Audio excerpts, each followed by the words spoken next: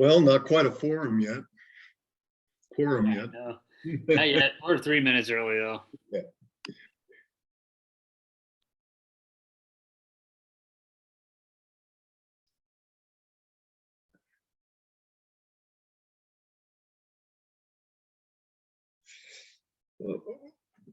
What are you up to, man? Not too much, just getting ready for this, taking care of some emails, blah, blah, Blah, blah, blah. blah. Yada, yada, yada. But it's been a good week, though. It's Monday. Oh, that's right. Well, for me, it's the end of the week. So starting another good week. That's cool. Yeah. Are you still moving properties around? Haven't for a while now, but I may start again if As prices start to go down? Maybe, we'll see. We'll see. Yeah.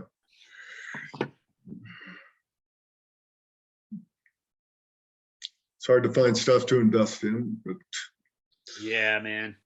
You know what I wish I would have done is buy like 10 houses in the Bot neighborhood 20 years ago. yeah, yeah, That would have been genius. yeah. I did it down in Pueblo. It was cheap. Oh, yeah. Where at in Pueblo? I just near downtown. Pueblo's not that big. I avoided the east side because it's got that reputation of being gang stuff, and that's the stuff that's gone up the most. It's Isn't that crazy. nuts? Yeah, quadrupled easily. Yeah. Of course, you could buy a house there for $30,000.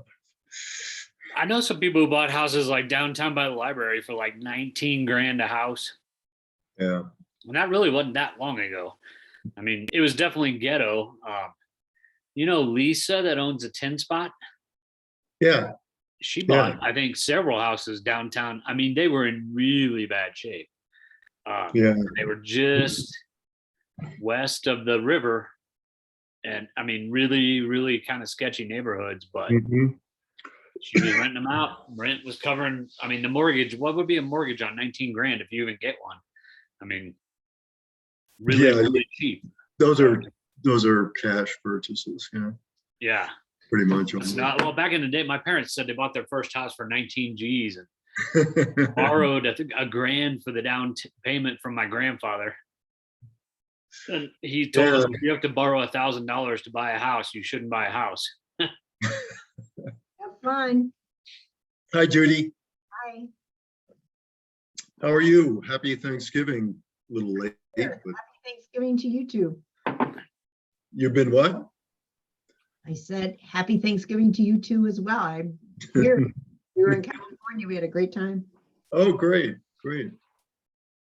Yep. I hope you don't mind, but I haven't eaten all day, so I'm eating my. No. Have a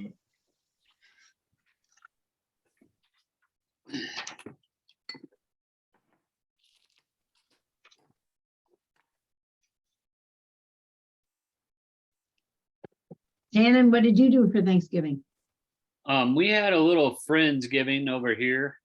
I took Stella down to City Hall, did a little volunteering and had some lunch with some new friends, is what we said we were doing. And then we came back here and had a big, crazy bunch of people come over here and hang out. Kids went wild and played games, and I think we were done by like 7. That's great. Yeah. Did you host, Judy, or? No, we were in California.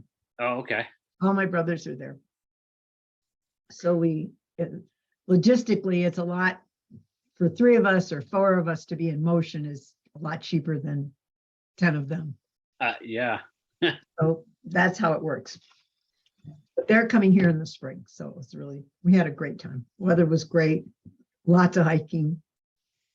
That's the deal. We hike and we eat. And that sounds like a good one. yeah, yeah. that's a What good did I do plan. there? Yeah. This one brother is incredibly well-versed in the city as well as tons of trails, but the city of San Francisco, he wanted to be a trail, urban trail guide, but he didn't want to give up any kayaking time or biking time or running time. So, but he's so fun. His interior trails for San Francisco are incredible. Oh, that's cool. Really have a great time every time, whether we go out of the city or in. So that's pretty nice. Yep. And everybody can cook, so it's really great. Oh, nice. A little Mhm. round robin on the cooking. Except the brother who does the turkey has never done it yet. He refuses to use a meat thermometer, and he divines through his hands whether the turkey is done. Whoa. Not once yet. And This was the worst. This turkey, he was afraid it was overdone. It wasn't done at all. Oh, that's kind of dangerous. And he could not even get the legs off the damn thing. It was so raw. It was just, so I've taken all of these slicing and throwing it in the microwave and killing it. Pretty wild. Yeah, no kidding. Mm-hmm. Hey, But nobody died. Steve emailed Tim that he wasn't going to be here. Oh, is that right? Yeah. He's in Okay. Hawaii. Oh, that's no excuse. Yeah. Huh. Yeah, I think don't they have internet over there? He doesn't want to know. Hey, Robin. Hello.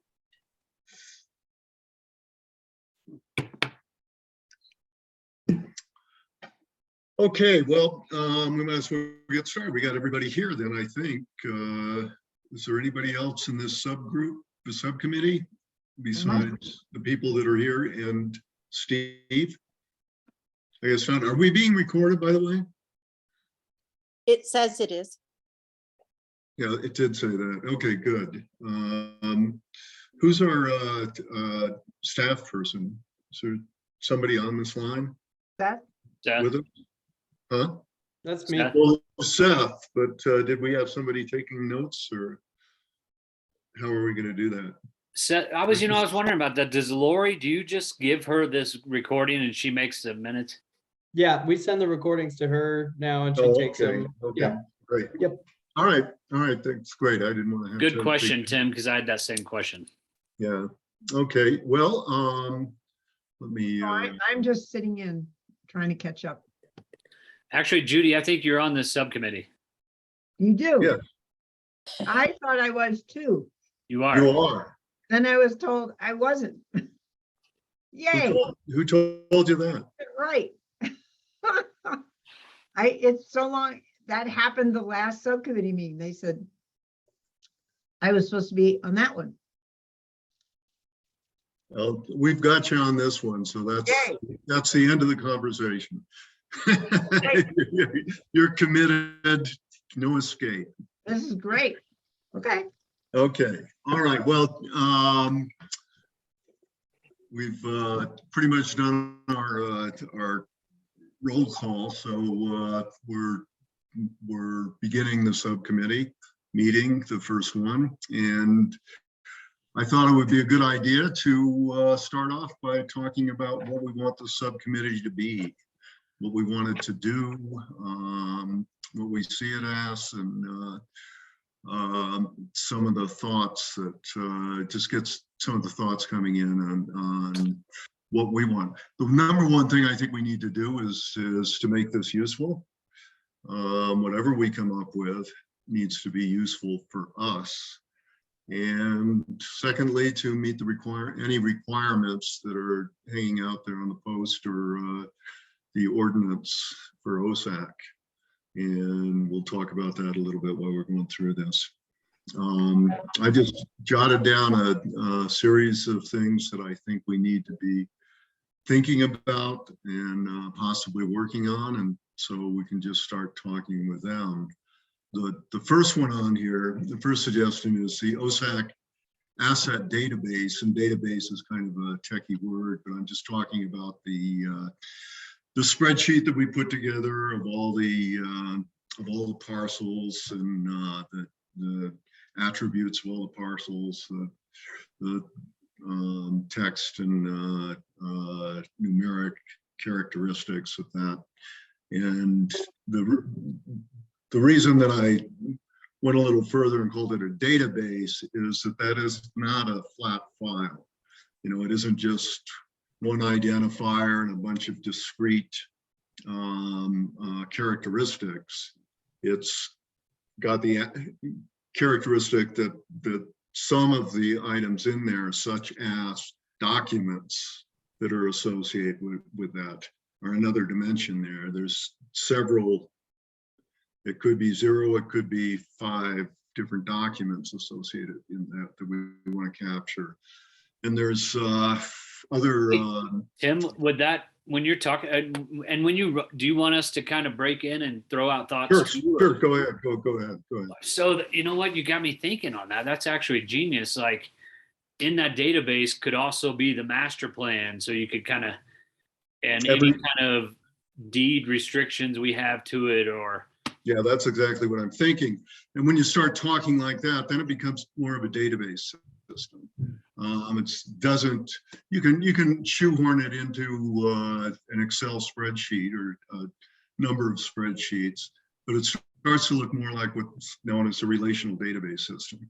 So you have one-to-many character relationships and many-to-many relationships. For example, you might have a neighbor property owner that you're interested in, and you may have a number of those, but you also may have somebody, that neighbor might be an owner of another property. So now you have a many-to-many relationship. So things get a little bit complicated.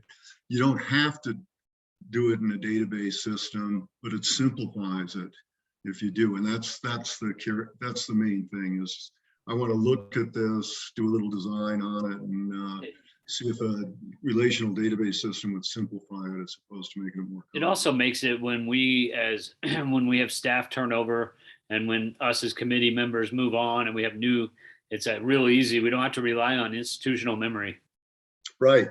And we're so reliant on Right. institutional memory. I was talking to Mike Mayo the other night, and he said, you know what? And I said, I've got to get whatever information you have. And he said, yeah, I think I'm the sole repository of a lot of these documents that you guys need, especially the origination documents, things like deeds and grants of easement and stuff like that. So they shouldn't be hanging around on a thumb drive in somebody's desk drawer. Right. You know, we should have those all linked in, so that if you go to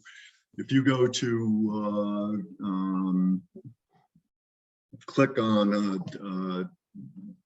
an entry called Iron Mountain, you can find all the parcels that are related, all the easements that are related, and the information about the people that need to be contacted, stuff like that. Anyway, How do we do something like this? yeah, I've done a lot of this kind of work. That's kind of what I did for a living in the information world, was database and a little GIS design stuff. So what I'll do is I'll come up with a schema for all of this, and then talk to people on staff, like Emily, because we also have this GIS system, and we want all of this stuff talking to each other when we're. Right. I don't know. I'm not going to turn this into a 5-year development plan or something, but What is a Any- GIS system? geographic information system.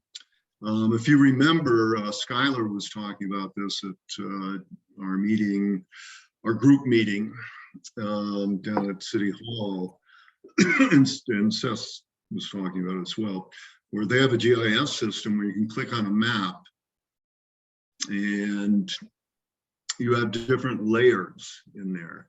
And so in that layer, you might have a layer that shows all the parcels in a given area, and then who owns those parcels.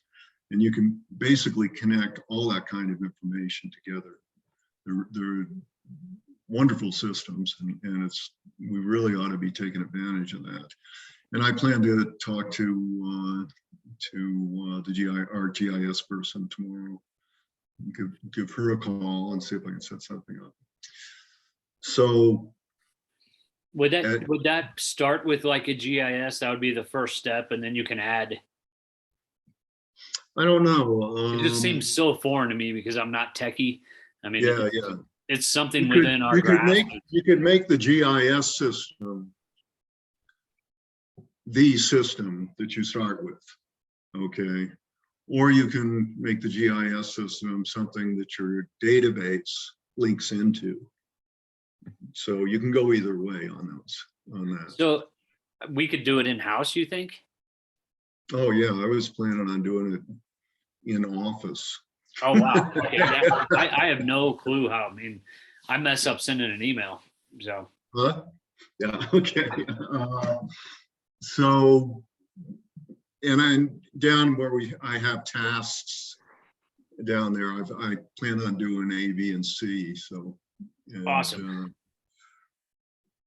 That'll cover that. And secondly, I put down the online master schedule that somebody had brought up. I'm not exactly sure who. Somebody had mentioned that idea that we have an online master schedule that everybody can see and in some way get into, so that we have one place that we can look to see what everything that's going on with OSAC. And that's on. So you're talking about for OSAC, not for everyone in the city. You're talking about for OSAC members. For OSAC to see. I don't know if we want everybody to see it. I don't think so. You know, that's one of the things I need to look into, is whether Google has the security that we need, because the easiest way to do it is a Google schedule.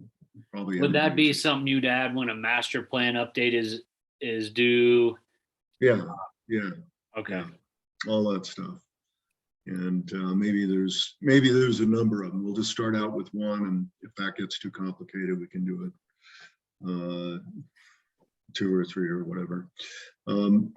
Robin, you're probably familiar with all this jargon I'm talking, aren't you?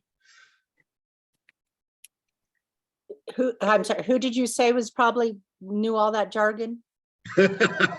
You. No. Yeah. No.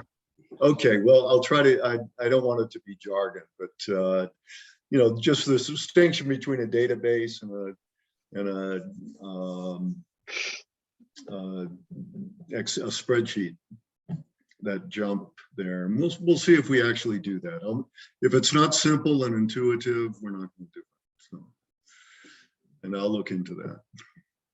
Okay. So then we got these master plans. And we've got some master plans that are quite the documents. The master plans for particularly Iron Mountain and Red Mountain are like 150-page documents. They each have their own master plan? They each have their own Oh. master, and so does Black Canyon. And think I they're knew very that. detailed. They go into, and they have a lot of boilerplate and going into Those were $50,000 a piece documents. We're not going to do that. I don't think we're on the hook to do that for every named group of or set of parcels that we have. If we do that, we will all quit and go do something else. We can't write those documents anyway. We don't have. Well, I think me and you kind of talked about this, Tim. How do we figure out what kicks off the need for that? Right. Right. Who is- Basically, what we've got here, we've got the 3 master plans that we have. And as far as I can tell, there's nothing more significant about those than there would be about, say, Eagle Mountain or Trail. Well, we don't own Eagle Mountain. We don't own Eagle Mountain, but we've still got right of ways that we need to manage and people that we need to interface with and all that kind of stuff. I don't know Like if there's- those big expensive master plans, is that Palmer Land Trust that makes us write those? Well, that's one of the questions I have down here under the task to just pull together a draft on those. I have the question, what's the Palmer Land Trust's role in all of this? Because that seems to be what kicks off the 150-page master plans for these things. And I don't think we have to task ourselves to do that in order to satisfy anything in the posts that I'm aware of. Are you saying that they come and they say, well, you need to do a master plan for this? Yeah, it is kind of a requirement of the Palmer Land Trust that you have a master plan. And I think that's what's driving this. Well, and there was also the I don't know if anybody in this group was on when it happened, but not too long ago we got tasked with updating someone found, and I don't know, I want to know who was going through the paperwork that said, hey, this needs updated. I don't know. Because Palmer Land Trust didn't call us and say, hey, you guys are late. So we had to update the master plan, and we were all getting ready to spend 30 grand to get an update. And I said, why are we spending that money if there's no update to be done. Yeah. It's not a park. It's not like we've changed use. Yeah. So I made some phone calls. The problem is Palmer Land Trust, and I talked to someone at a meeting a couple weeks ago, from Palmer Land Trust. And they literally, there's been like 4 people in that position since that conversation happened. Oh, God. And when I talked to them, they said, yeah, you don't, because they said they were going to just write us a letter that said we're good to go unless something changes. Mhm. And do you remember that, Robin? Yes, I remember that. They said, if you don't really need to, you just update. We just need an update. Just write a letter. Nothing's changed, but I think it's just something that says we need to look at this every 3 to 5 years and say, has something changed? Do we need to update it?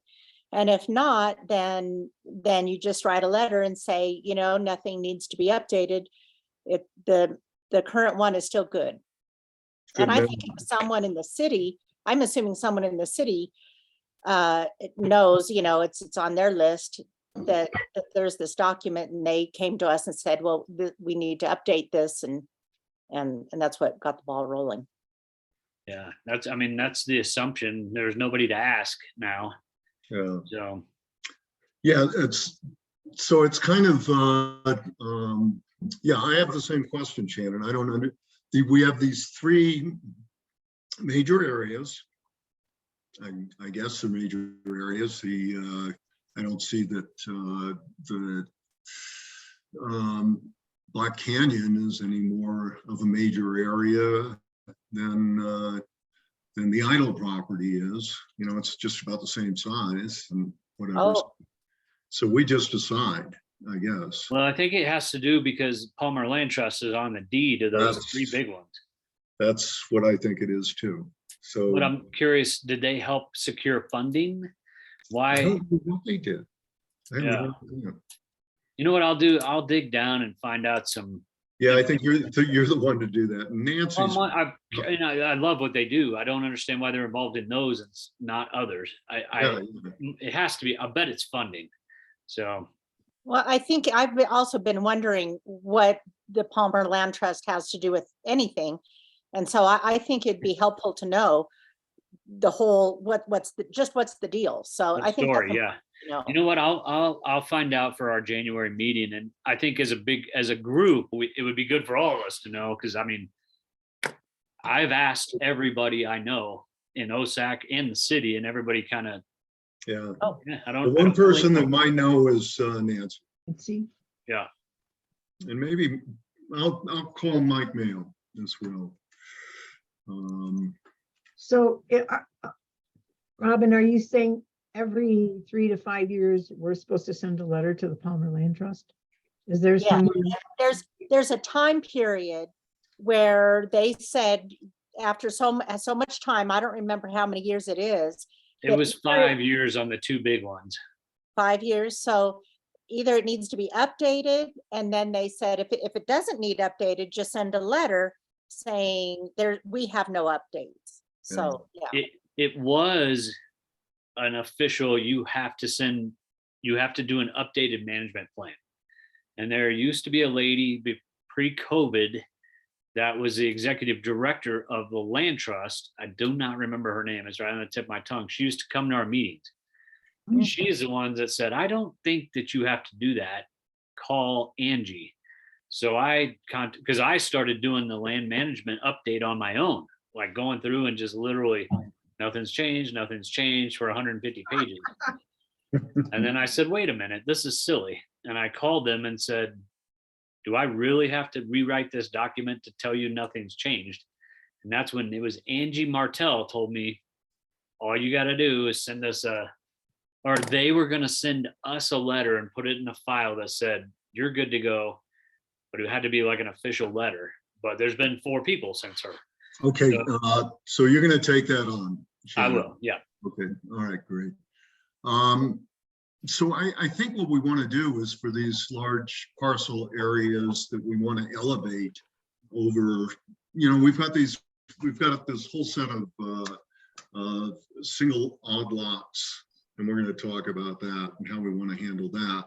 But we have these other big parcels that we want to elevate to a little bit higher level of information and description and stuff like that. So I think what we need to do is come up with a draft document for those plans that we're not being driven to 150 pages by the Palmer Land Trust, what do we want to say about those areas? And again, an example would be Eagle Mountain, the idle property. How much information beyond what we just want to say about an odd lot do we want to say about that? And what's the criteria for that? That's- Their ability to fill the master plan, i.e. accessing. I think the criteria Accessing others' is, trails. we're going to have to dig that out of the post to see if there's anything in the post that tells us that we have to write these master plans. Do you know what? We've all read the post, and I don't recall anything in there telling us that we have to prepare master plans for this, but there's so much detail in the post, I could have skimmed over it easily. Well, there's supposed to be small parcel management plans, And we're going to talk about that. And get right? that. But I mean, you keep saying Eagle Mountain. We don't own that. So, I mean, we're not, that's definitely not on our thing. Okay, we own rights of way or easements. Right. But We have easements on that. I think we would want to hear from staff what we need to do and what we don't, because I mean, we went 30 years without a single small parcel master plan. And then 2 years ago, it was brought up that we needed to have that by code. And then Skylar said it was a staff thing. Staff. So we have a staff person here. They start January though, unless Seth, you want to make a decision on that one? Yeah, I'd have to get back to you on that. I'm not too sure. I don't know who knows. That's the problem. Yeah, that's the question, but that's okay. This is good. We're stirring it up. We're Yeah, exactly. trying to get some of these questions answered so that we can move forward on this. And I think the question, God, my television just turned on. That's It's a ghost. Let me close the door anyway. Well, if somebody's out there watching TV, they're welcome to it. Tim, what do you think? Do you think that would be or Seth, do you think that would be like a planning director question? That very well could be a good route to go down, I think. Well, we don't want to ask the question and have asking the question create the problem. Yeah. You know, we don't want to say, hey, these people desperately need guidance on writing up a master plan for every piece of property they have. Or for it to come out, come across as, we need these master plans. Well, maybe we don't. Right. Maybe we don't. Maybe all we need is this database of information that clearly links everything that we need to know about it. It sure seemed that Skylar was talking, and we're starting from scratch with a new guy, and he might come in and tell us a totally different thing. But it sure seemed that Skylar thought that, you know, the things that weren't required to have major master plans because of the Palmer Land Trust could all fit under some umbrella. But he was, I mean, it was so vague too. I don't, Yeah. I'm thinking out loud. That's what I'm doing. So Right. So maybe the question to whoever the appropriate staff person is, Seth, is we have written these master plans, very detailed master plans costing $30,000 to $50,000 for the properties that we own with the Palmer Land Trust or associated with the Palmer Land Trust. Do we need to do anything at all as far as a master plan for other properties that we use, that we own? I don't know how to ask the question so we don't create a bundle of work that's. It just sounds like the database would answer those questions though, Well, it should. if we did it the way. And then, yeah, if we do it well, then it provides all the information and then it's just providing, And wrapping. it just verbiage. doesn't have the verbiage, it's just the data. Yeah, Sounds good to me. Well, and to ask that same question, Tim, like where did this come? Like, why are we talking about? Like, if we just didn't talk about it, would it ever come up? I don't know. I don't know. It was the topic of conversation for a little while. We need to. I think I was wondering if maybe it came up because we didn't have a handle on what we had. It came up because they were doing the code rewrite. And Dylan noticed it was a code requirement to have a small parcel management plan. Okay, well, we should do that then. And we'll have the information to do that. Yeah, and I think we need to start with the information. Mhm. And then maybe that would help staff, because I truly believe, I believe that this is a staff thing. That for all the little parcels, I think that because we were going to divide it up and a couple of us walked a couple of them and nobody knew how to do it. And then when Skylar came on board, he goes, oh no, that's a staff thing. So, but I think the staff, now that they're all new, I think the staff needs the information like Tim talked about in the first couple things. Yeah. Like nobody can do any kind of plan for small parcels without the first, Mhm. the very Mhm. first 'Cause thing. that is the guts of it anyway. Yeah. Yeah, so I have in here master plans for each major named area, and we don't really, I've got that wording in there because I don't really know what constitutes a major named area. It just becomes that. Tim, it's starting to, how we had to approve or say that we wanted a master plan for Serpentine Yeah, and we wanted a master, and the only reason we even are doing that is to get a GoCo grant. So I have a feeling Okay, that all this okay. has to do with money. boy, that's not surprising, is it? Yeah, that's. No, and it makes sense. I mean, GoCo is not going to give multi-million-dollar contracts without Yeah. it. Okay, so maybe the master plan, that is what drives these master plans, is that something comes along and we need to have a master plan in order to get the money that we need. And I So- think when you get that money, and I'll verify all this, when you get that money, it has to go into some kind of conservatorship or whatever, conservation easement, whatever. And that's where Palmer Land Trust gets involved. Okay, Because Okay. GoCo is not going to give the city money without knowing that we're not going to turn it into an amusement park someday. That sounds good. that makes a lot of sense. Okay, so that makes sense, and we'll need to do. I have a question. Yeah. Seth, do you remember going through some of these little parcels and kind of identifying them and I don't know, making little notes about them? I think Skylar had that kind of delegated to one of the staff members that is, of course, gone now, kind of Oh. thing. But yeah, I think it was initiated, and we did have the list, and somebody did start on it, but just early stages. Yeah. Okay.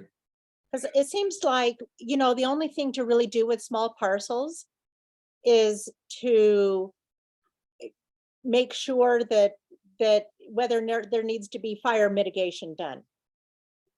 Because what else? A lot of these parcels, it just, when you look at the map, it just looks like they're just a tiny thing that was somehow, it's Manitou. It ended up being a parcel that is not buildable and it's nothing. And well, just put it in ownership of the city. And, there's nothing to do with it, but fire mitigation. Yeah, with fire mitigation, we also need to concern ourselves with noxious plants. Well, and I wonder if someday, that's, Robin, you start that ball going. I wonder if someday, and I hate saying this, but someday if we wouldn't need to look at these and say, hey, we don't need that as open space.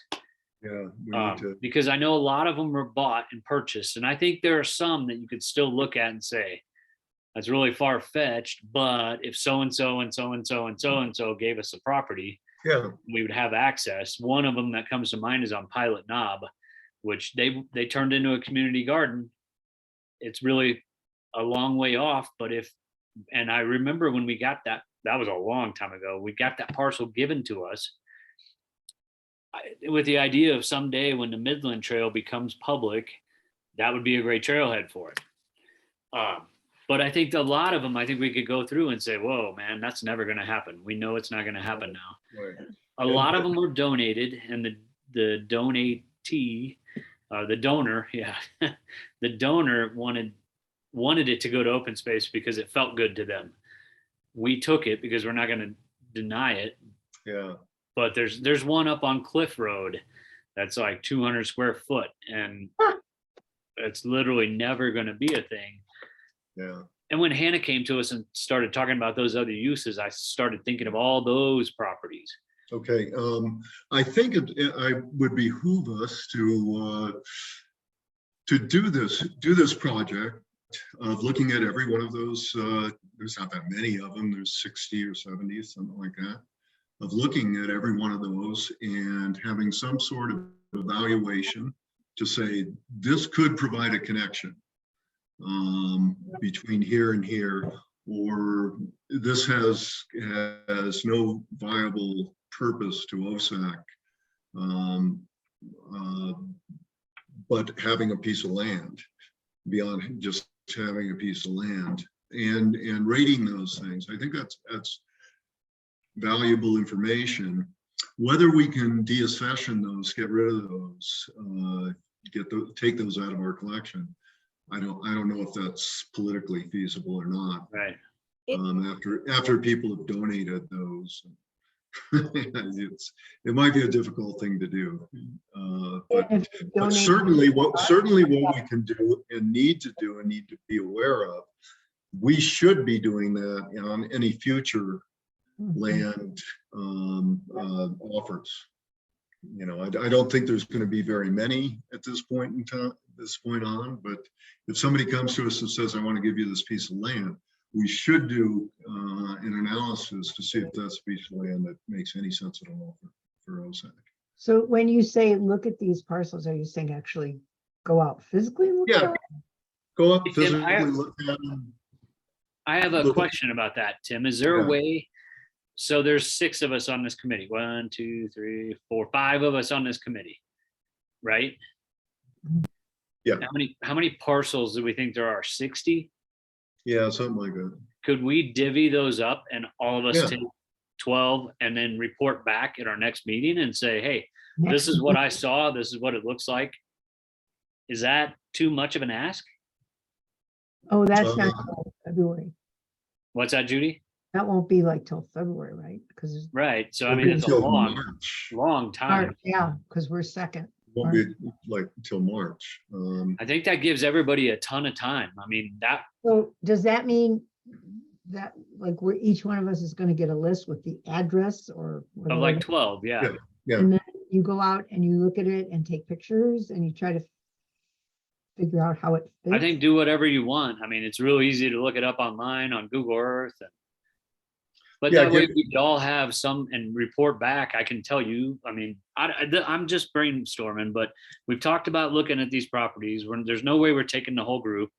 There's no way we're going to coordinate 5 of us to do it 60 times. Right. If we all just had our own, I don't have any problem with going out there and looking at 12 pieces. if we all had our own little group that we could come and go as we pleased and do our own thing and have it till March. Yeah, let's do that. Would you divvy that up, Tim? Yeah, I'll divvy that up, and I will also go into the, well, there's a task down here to go in and take a look at the master plan or the post. Everybody can just say, hey, this is what it looks like. This is what I thought. This is where it I is. think we need some criteria. Yeah, of course. Yeah, and I'll put together something like that. Okay. Now, I wanted to say that what it looks like to me is that if there were any parcels that the city, has, but it's not useful, they just stuck it in open space. So there's a lot of it that just, it is useless. There's nothing's going to happen with it except for the noxious weed and fire mitigation. Right. And but that's what we need to, mark on the list, which ones might be useful for something and which one will not be useful for anything at Right. all. And, Right. and just kind of divvy out the ones that are just owned by Manitou for whatever reason. Well, Right. Manitou open space, not Manitou Manitou. open space, yeah. That are owned by Manitou. But I think they've Zoned stuck it open into open space. No, there's not, there wasn't really that opportunity for them to do that. Well, down my street, there's that landslide area. And it's showing up in the open space. Yep. But some Where is houses that used at? to be there, but FEMA says you can't build on it, so it went to the city, but it's in our open space. Where is that? It's on Washington Avenue between El Paso Boulevard and Washington Avenue. Yeah. Just down below that pyramid house, Yep. and that whole hillside slid. And there's one house that didn't get taken out that's still kind of on Is that right called- behind is that- Mansions Park. Is that Brian's old property, Dr. Brian? No, Okay. no. This, I don't know who owned it, but this is 20 years ago. But that's I why, think who owns it. Yeah. yeah, that? but Manitou owns it, but they put it in the open space. Yeah, It's I think that not- piece of property is something we took from somebody. I think it's called Eagle Rock property.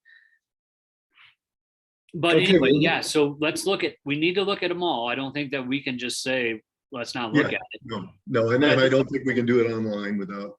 No, Feed- and I think, you know what, I think it will make it, I think, and Tim, I'm just thinking out loud. I think if we take this back to all of us and say, we can all brainstorm it on a map and say, you know what, man, that could be a trail. I think we can all look at things and say, that will never be used. We don't need it. Let's put it over here. But then if we really brainstorm the ones that have any little bit of potential, even like 100-year Right. potential, and then make that priority list like you were Okay. saying. So I think we've got some good action items on the master planning.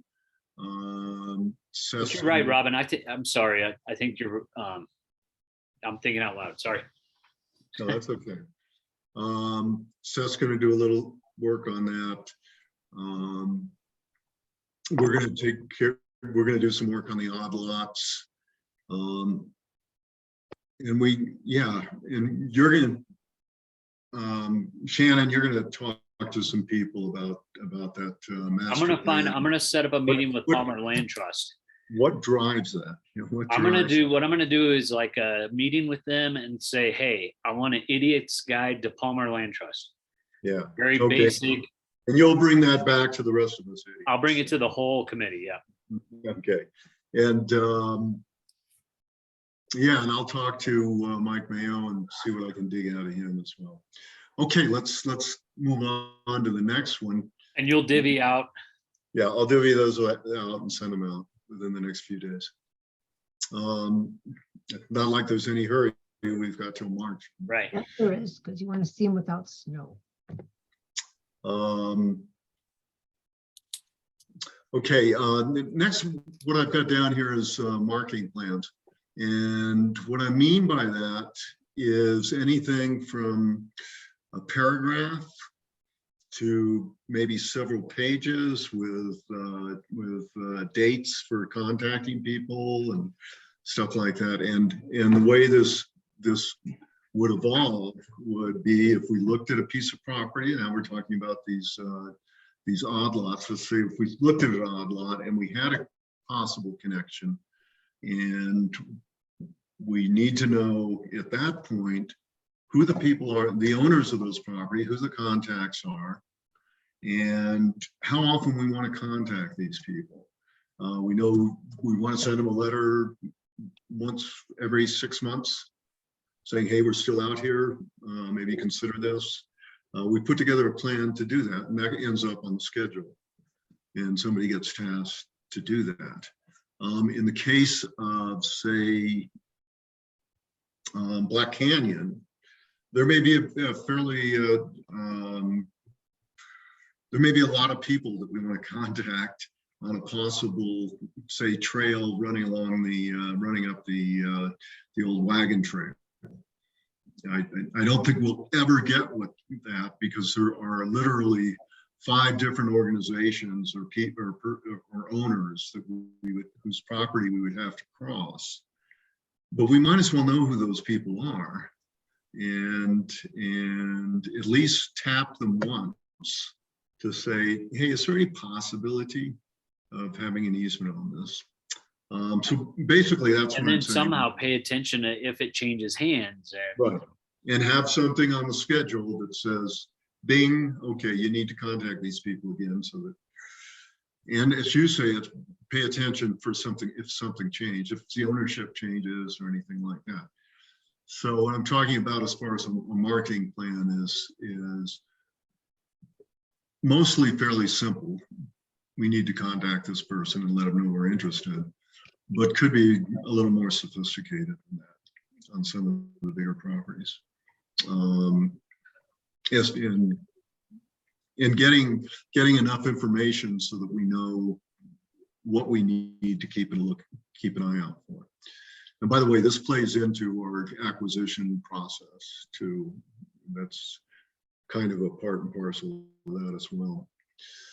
Well, and you know, in that your marketing plan too, I mean, I think, and I always stress this, I can't stress this enough, it would also give everybody in the group, put some names to a property, because we all run in such different circles. I mean, Right. Judy's husband, you're like Kiwanis guy, right? If you had names and knew, you might say, oh my gosh, Craig knows that guy. So that's another part of the marketing, just knowing the names and everybody knowing the names Yeah. And and it's racking good. our brains. Yeah, it's exactly that kind of stuff. Okay. So would Um, that be like a list that everybody would have access through the internet, just to browse it, and everybody in the whole committee, the whole. yeah, this will be part of The all of it database. accessible through the database. Yeah. Man, We'll see. Tim, I like that. We'll see next time we get around how complex we're going to make that. And then, you know, I said marketing plan for each major named area, including marketing plan for odd lots. So, you know, there might be a notation on each one of these odd lots. Hey, we really want to contact such and such, whatever.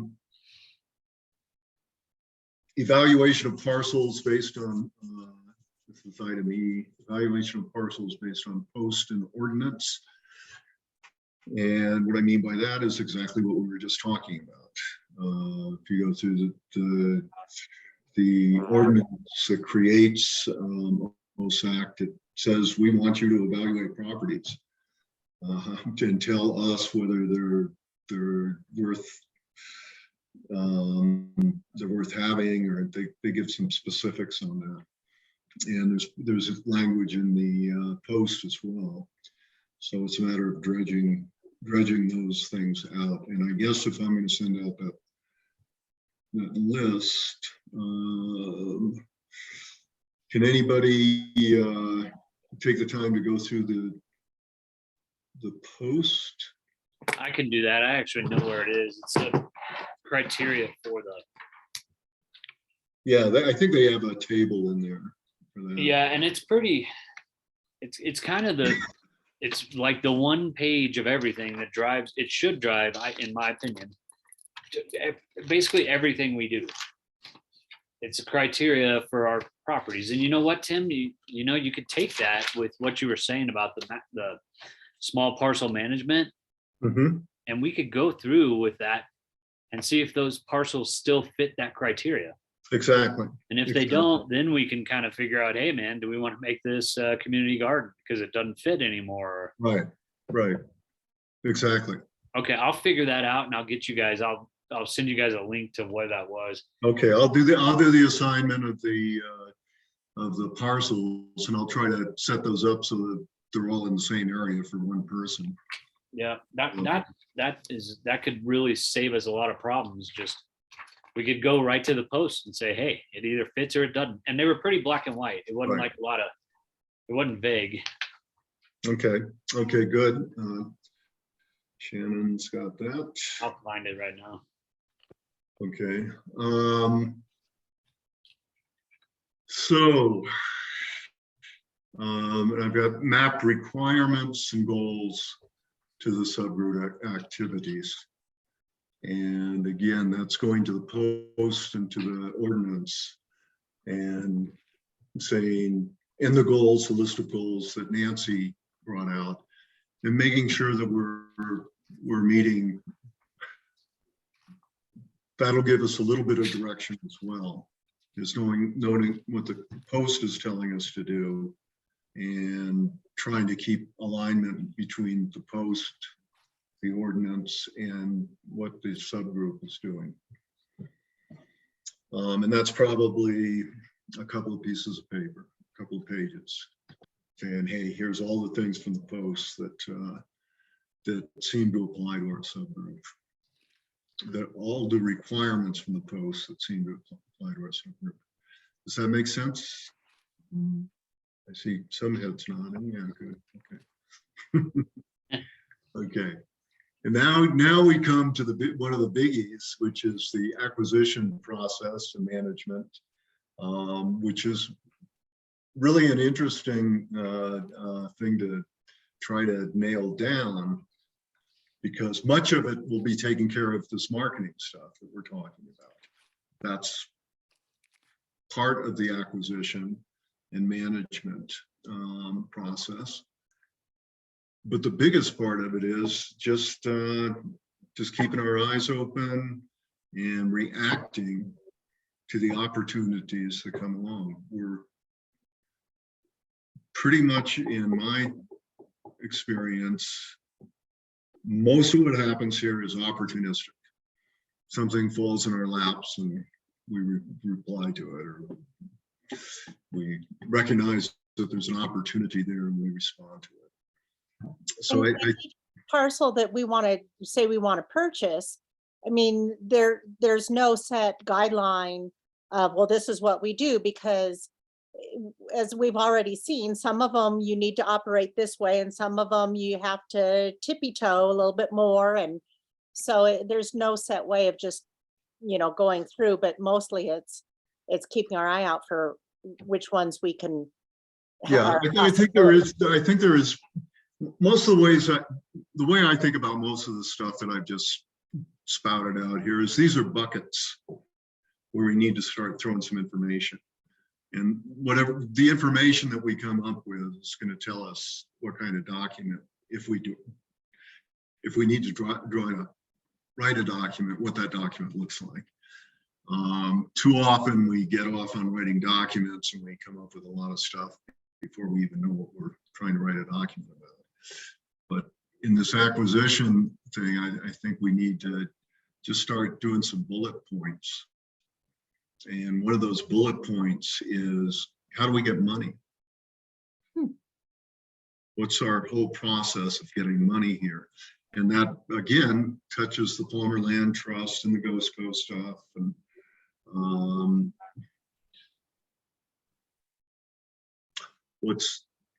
if we think we have a great opportunity, what's the best way to bring that to the group?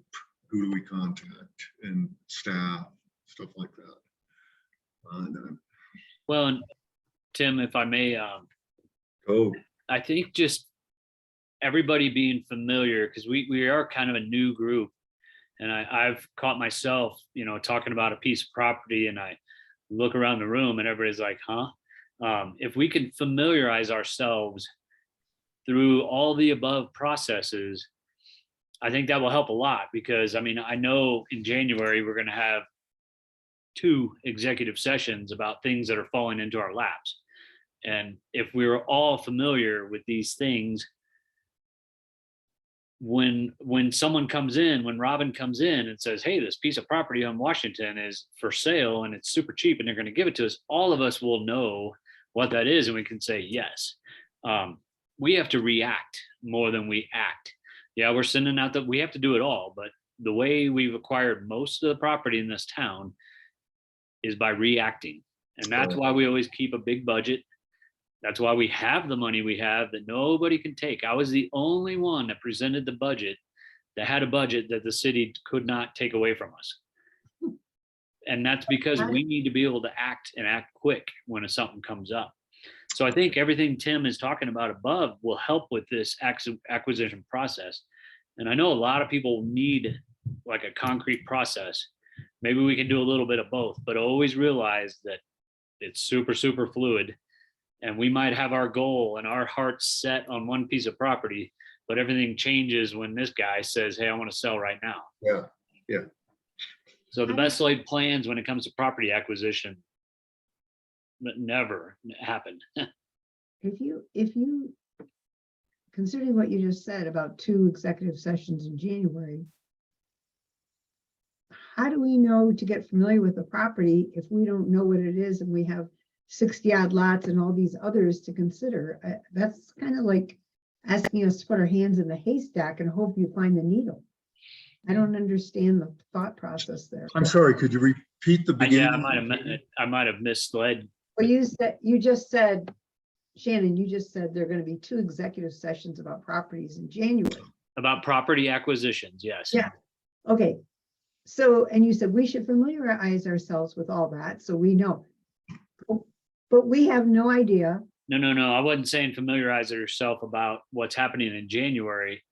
Ongoing as a committee, we use all the above bullet points to become okay. very familiar with all of the properties in general, not just the ones that come up. We should all kind of have our pulse, our fingers on the pulse of all the property.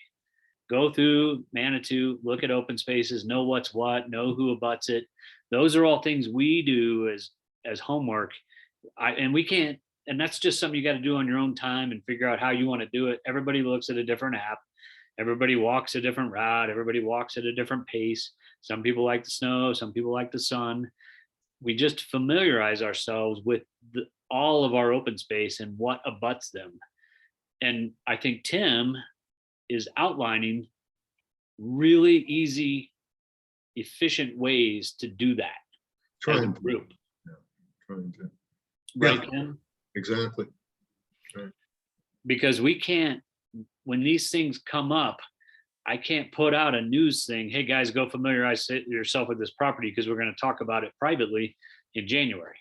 We can't do that because that falls under an executive session land acquisition type thing. We can only talk about that behind a closed door. So, and I'm assuming that we're going to talk about it in January. Who knows? Things are just coming up and it's going like this all the time. So, Yeah. but that could happen to all of us, especially if we all know the property. Judy, someone could easily come to you and say, hey, I want to talk to you this. You call someone from the city and say, hey, this is happening. We have an executive session to discuss what you figured out. Because who knows who's going to be the one that gets stopped on the street and says, hey, are you interested in this? Mhm. Right. And real quick, and if we don't know, familiarize ourselves with the properties, we'll sit there on the side of Manitou Avenue going, I don't know what you're talking about. So Yeah. us as a committee, Yeah. we can take some initiative and just look at them. When you're out hiking on an open space, walk with your GPS and look who owns what the whole way up. Yeah. And just to summarize what you said, Shannon, what I hope we develop here is some structure around what it is we need to know. Right. Also some structure around collecting what we need to know. Because I mean, it's hard to do, Judy, and it took me, I mean, as I said, I'm hard to even figure out how to email someone. But once you figure out the app and the way you want to do it, and it could be a paper map if you want to do it that way, then, you can make it kind of fun, figuring it out. It's frustrating and figuring out, oh, the phone doesn't work, or your paper map doesn't work, or your compass doesn't work, or the stars didn't align. If you can take it in as more of a, hey, this is kind of fun and a challenge. And, for me, it's constant learning how to figure stuff out on a map or whatnot. So, Yep. Anything else we want to add to that list under A? Yeah, that's a lot of stuff. What do we want the management subgroup to do? Anything else we want to add to that? It's already too much. Yeah, okay. All right. Then we've identified I've identified a bunch of tasks, and these are just, things brainstorming between my ears. So the first three, I want to pick up because I'm interested in it, and they all fit together. And one is a draft for a purpose overview of everything we've talked about. What's the purpose of this document or this of the subgroup? And put something together that people can throw darts at, so that we start to develop a good idea of a constraint on what it is we're doing here. And then the database design and possible implementation tools. There's a bunch of them out there, and just take a look at what makes sense for us. And the concept prototype for a master OSAC schedule, and that may be as simple as a schedule on Google Calendar, accessible to everybody in the group, and that's probably what it will be for the beginning. And then item D there under tasks is list all of the OSAC areas that required standalone management plans. Well,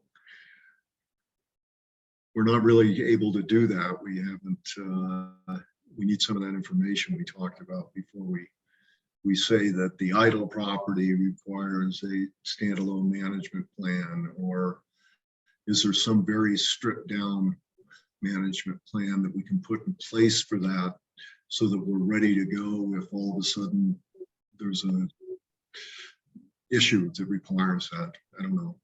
So we're collecting information. And figure out how to simplify those management plans if we need them. If we even need management plans, and we're still trying to figure that out. Okay, draft marketing plan for one major area, or one or a couple of the odd lots. While you're walking around, that's a good thing to do. Think about this, and you're going to be thinking about this anyway. It's going to be part of the evaluation criteria. Is there anything we can do with that lot? Is there anything we want to do with that lot as far as connecting to other properties or something like that? And then just write up a paragraph saying, yeah, we need to contact the person that owns this lot and the person that owns this lot, and make a pitch to them that we would like to have either purchase property or this connecting property, or an easement. And that's, that's for those small lots, that's as much as you need for management plans. So we'll all be putting that together. Marketing plan. Yeah, figuring out the asset categories. Shannon and I are going to be doing that just so that we can send them out with the odd lot assignments. Let's see, pull together map goals and requirements relevant to the subgroup tasks. Yeah, at some point we'll want to go through the goals and the requirements relevant to the subgroup in the post. I don't know.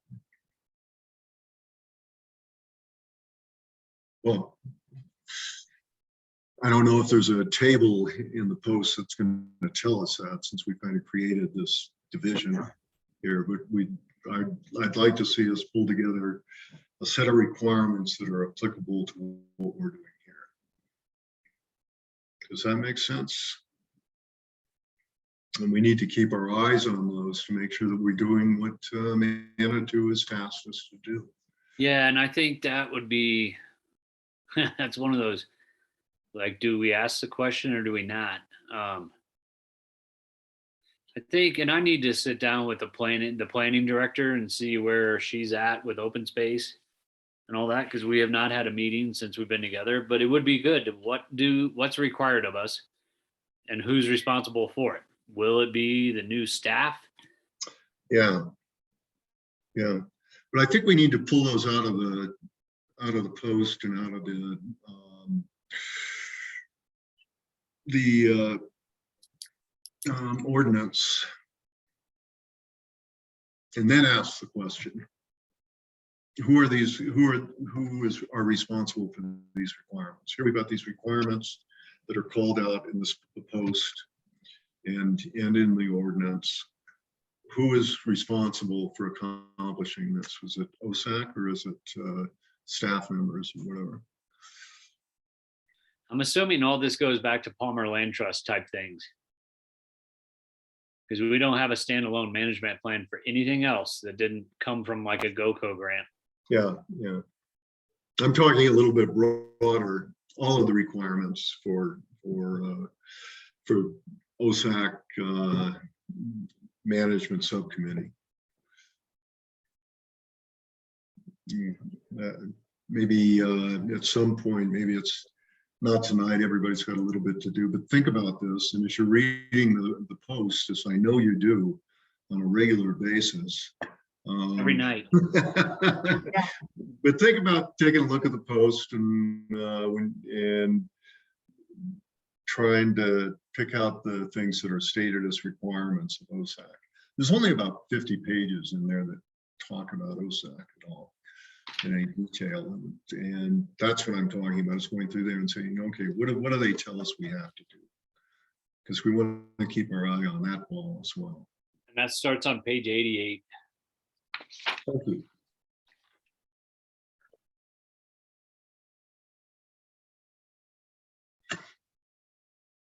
Okay, I'll enjoy looking for the minutes on this. And I'll send an email at some point to Steve. Steve could have been helpful on some of this, I imagine. And then a draft acquisition process, and that's just what we were talking before. Just start looking at that and looking at what kind of buckets we need to throw information into there. As we're thinking about that, and as we're going through any of these processes that we may have the closed door meetings on, executive meetings on, just be cognizant of the process that we go through, and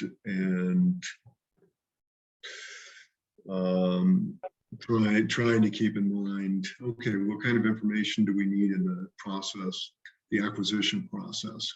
Is that something that we can write a little bit about to help people understand the process? Wait, Tim, so on page 90 of our post plan, Yeah. Open space acquisition criteria. And I'm not going to read the whole thing, but there's 8 bullet points, and they all have a little blurb about them. And it's number 1 is a view shed, and this is all post plan is written by the citizens.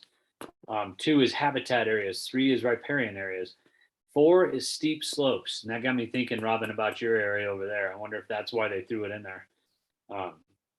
5 is a floodplain. 6 is zoning. 7 is community preference. 8 is trail corridors. So those are the criteria we use, taken from when the ordinance was first passed. That's our criteria for purchasing, acquiring land.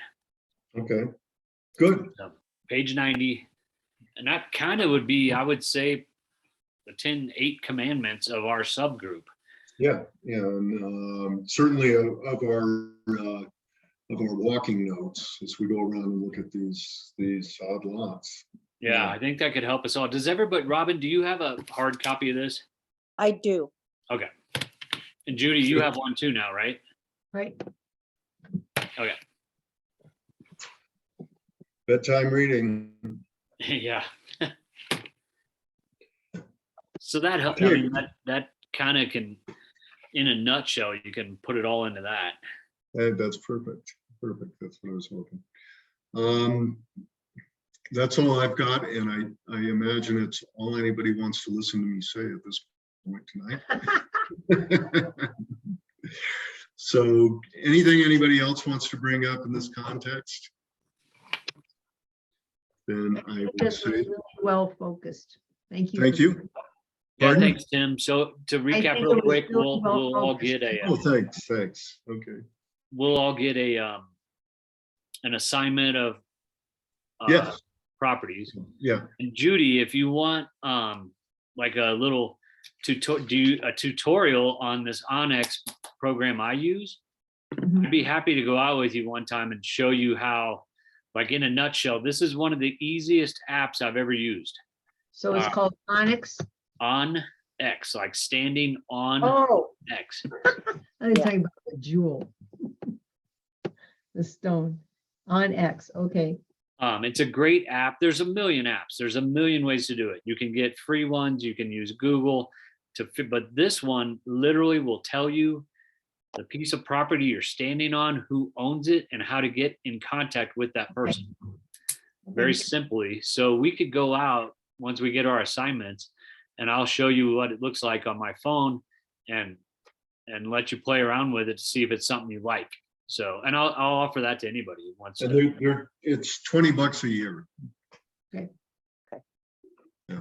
And it's got a lot of really cool things you can do with it. So I'm going to try, I'll call them again. At one point I talked to Onyx just because I got a hair up my butt and thought it would be cool to be able to give it to everybody. And they said they were interested in giving it to us as a, because we're all volunteers, but then they never followed through with it. So I'll call back and Yeah, see. be If a there's- nice Christmas present. What's that? Be a nice Christmas present. I think it'd be cool because they're all about volunteering and community Probably. building, access to public lands. So let's see if they can come through. I'll call them again. Or maybe they could just give us a deal, so it's not $20 each, but We we can could always put get a money deal. in. Yeah. I can always find us a coupon code for it. I usually get it like half off when I renew it every year. Oh, But I is mean, that right? free is really cool. So Well, half off's not bad. Yeah, no, not for what you get. When you see this thing, even $20 is kind of a really good deal. yeah. So Yeah, I've been using it and fascinated with it, and I barely have figured out 5 of the functions. yeah. Yes. And it's useful at that point too, even. Yeah. Okay, then yay verily, I think we're done tonight. We have a party in December. Yeah, my place. Did that go by? Woohoo! Everybody, I sent an email out today looking for dates that everybody can do it. So Are these weekday dates, right? 15th, 16th, or 17th are the 4 dates we get to pick from. or the 12th, wasn't the 12th in there? No, 12 was December. What? December 12. Oh, 12 was the month, Yeah. and then, okay. I probably messed up the wording on that. So, That's how I read it, so. so send that to me as soon as you guys can, your preference, and then I'll just tally up the votes and hopefully we can all do it same time. Nancy already said she could do it anytime. I can do it anytime. Okay. Anybody that can't, This we'll is in figure it the out. evening, right? What's that, Judy? Evening, early evening. Yep. Yeah, the only day that's not good for me is 17th. Okay. Yeah. So we'll But hear what I'll everybody else put- says. I'll put it in That- writing. Yeah, would you email that? Yeah, email me that. Yep. And we've done in the past, it's like a potluck thing. Bring your own booze if you want it, bring something to share. I think that'll be fun. Yeah, it's a fun time and it's kind of gets us, bring your significant other, bring your kids, bring whoever, and just kind of hang out outside of this work environment. So Yeah. Well, So- thanks to everybody for being here. That's, it's everybody's volunteer. You did a great job, Tim. We really appreciate you. Thanks, thanks. Okay, good night. Night, everybody. See ya. See you, Seth. Thanks, Seth. Bye, Seth.